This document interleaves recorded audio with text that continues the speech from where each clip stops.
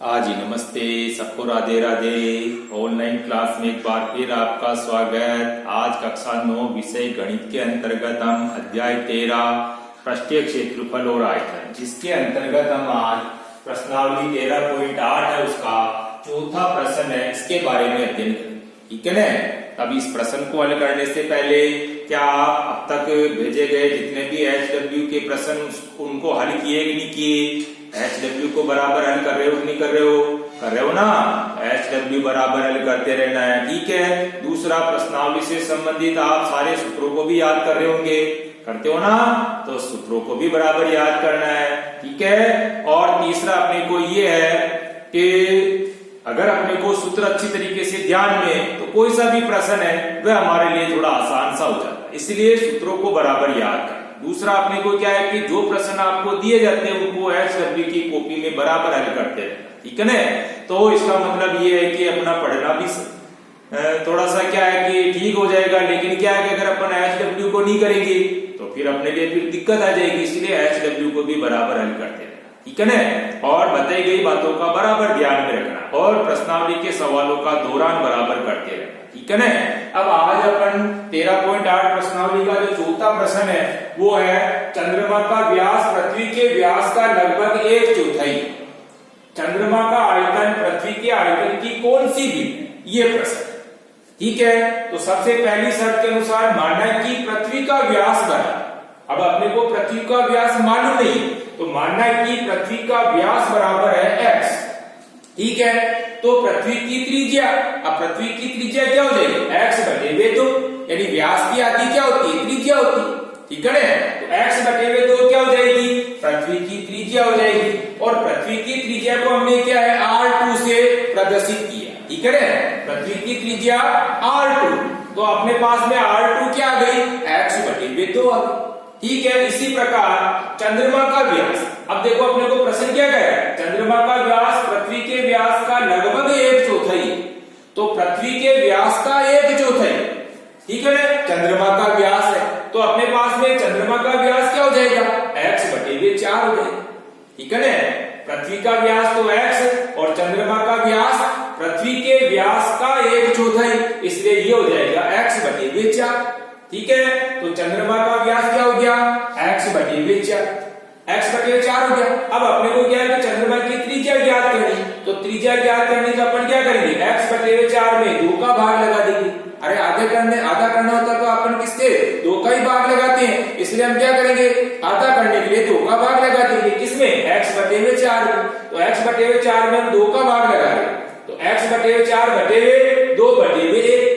अब नीचे वाली संख्या का भाग लगा रहे ऊपर वाली में, तो नीचे वाली संख्या क्या हो जाएगी? ऊपर नीचे हो जाएगी। तो x बटे 4 इंटू 1/2। तो इस तरह से चंद्रमा की त्रिज्या क्या हो गई? चंद्रमा की त्रिज्या हो गई x बटे वे 8। ठीक है। अब चंद्रमा की त्रिज्या, इसको हमने क्या है? R1 से लिखा है। चंद्रमा की त्रिज्या R1 बराबर हो गई x बटे वे 8, और पृथ्वी की त्रिज्या जिसको R2 से लिखा अपन ने, तो पृथ्वी की त्रिज्या हो गई x बटे वे 2। ठीक है। पहली शर्त ही अपने को यही, अगर ये सही तरीके से कर दिया फिर तो कुछ बचा ही नहीं अपने पास में, है ना। इसलिए अपने को पहली शर्त के अनुसार अपने को ये समझना है। अब अपने को आगे क्या कहा कि चंद्रमा का आयतन पृथ्वी के आयतन की कौन सी भी है। नाम पहले चंद्रमा आ रहा, फिर पृथ्वी आ रहा, इसलिए अपन लिखेंगे जब भी ध्यान देना है, ऊपर चंद्रमा बटे हुए में अपन को पृथ्वी लिखना है। ठीक है ना।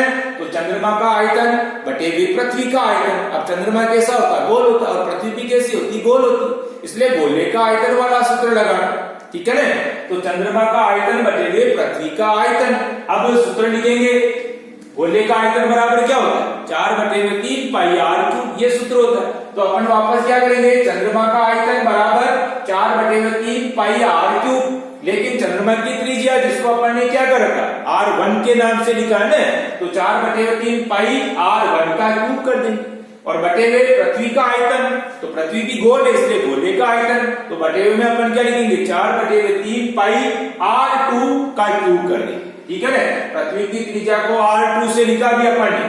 ठीक है ना। इसीलिए अपने को पृथ्वी का आयतन बराबर 4 बटे 3 पाई R2 का क्यूब करेंगे। ठीक है। अब 4 बटे 3 और 4/3 से 4/3 तो कट गया और पाई से ये पाई कट गया, तो बचा हुआ अपने पास में क्या है ऊपर बच रहा है जैसे R1 का क्यूब और नीचे बच रहा अपने R2 का क्यूब।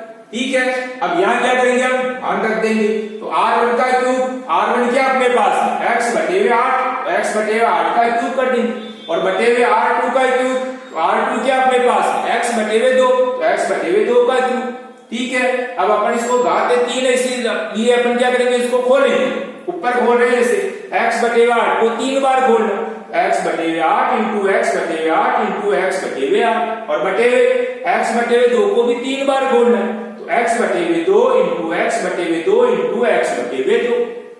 ठीक है, अपन ने क्या किया इसको खोल दिया, जितनी घात लगी उसको उतनी बार खोल दिया।